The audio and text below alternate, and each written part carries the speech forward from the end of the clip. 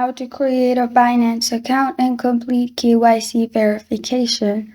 Hi everyone, I'm here to assist you today with how to need to. Let's jump right in.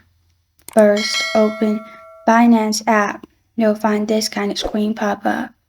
At the top, add your phone number or email, then press on next.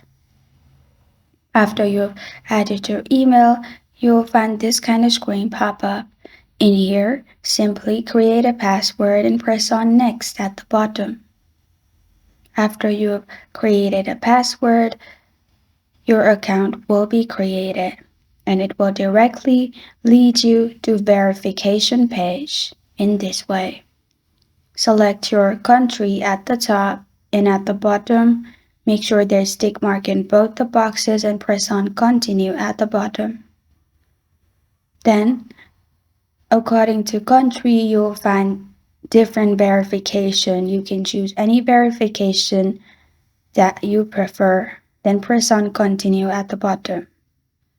I have simply chosen password, so click on take pictures and camera will open. You will need to scan your password. After that, press on continue and you're good to go.